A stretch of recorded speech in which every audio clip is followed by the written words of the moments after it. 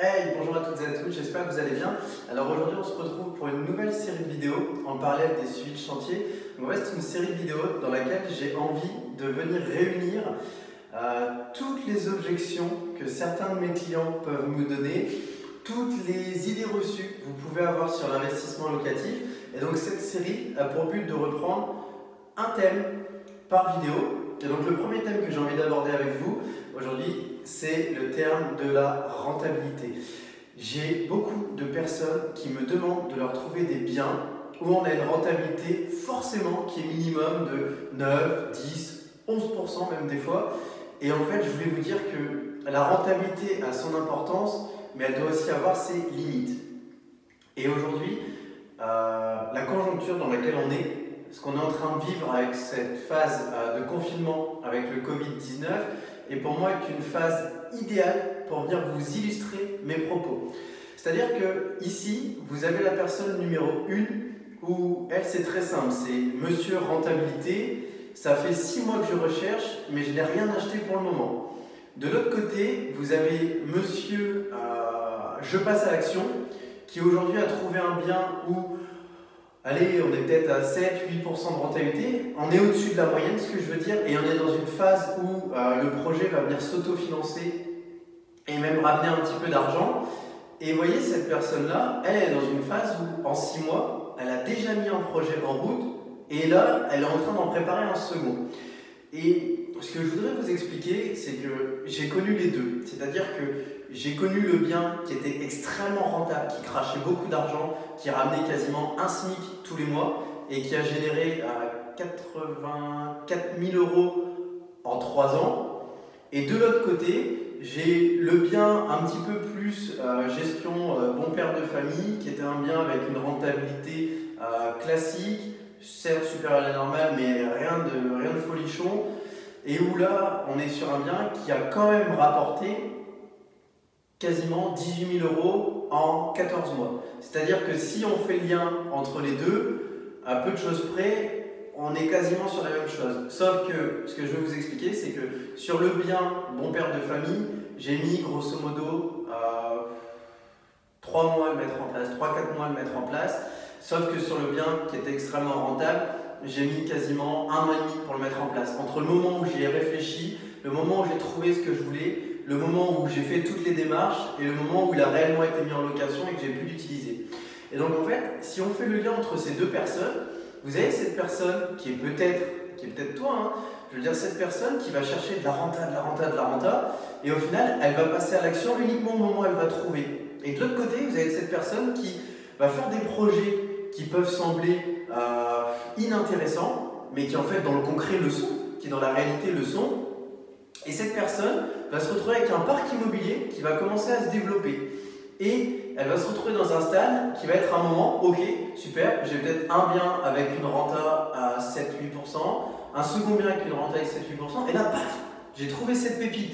Et là, je me retrouve dans une phase où je peux très bien me dire, ok, j'achète cette pépite-là, et derrière, je vais venir réarbitrer mon parc immobilier en me disant, je vais vendre un bien immobilier pour récupérer de l'argent, ce qui fait que ça me redonnera un matelas de sécurité, et puis en plus, je pourrai continuer à investir. Et ce que je vais vous expliquer, c'est que dans la rentabilité, vous avez la rentabilité qui vient du bien en lui-même, c'est-à-dire le crédit, les charges soustraites au loyer égales, et il me reste X € dans ma poche, et vous avez la rentabilité qui pour moi est la vraie, qui est la somme d'argent que vous allez récupérer le jour où vous allez vendre. C'est-à-dire, j'ai bien acheté, je fais une plus-value, ou je revends au même prix parce que pareil, j'ai bien acheté et j'ai réussi à amortir les différents frais de notaire, frais d'agence, etc. Et au final, je me retrouve à récupérer tout le capital amorti. Et c'est ça. Est-ce qu'aujourd'hui, vous croyez que quelqu'un qui est plus riche, c'est qui? C'est celui qui tous les mois a 200 € d'excédent dans sa poche, mais son projet n'est pas vendu? Ou celui qui, à l'inverse, va être dans un système où tous les mois, il n'a rien dans sa poche, mais le jour où il revend, il encaisse sec 20 ou 30 000 €. Et je pense que justement, vous devez réussir à faire un mix des deux. Vous devez réussir à vous dire, il faut que je cherche un bien qui certes va me ramener de la rentabilité mensuelle pour venir sécuriser mon projet et puis éventuellement me faire des petits plaisirs. Mais à côté de ça, vous devez être capable de vous dire, je ne vais pas chercher ce bien qui va me rapporter des sommes, monts et merveilles. Je vais chercher à passer à l'action. Et une fois que vous serez passé à l'action, vous allez voir, vous avez un système qui va commencer à se mettre en place et vous allez commencer doucement mais sûrement. Ce que je veux vous dire en résumé, c'est n'oubliez pas le chemin à parcourir.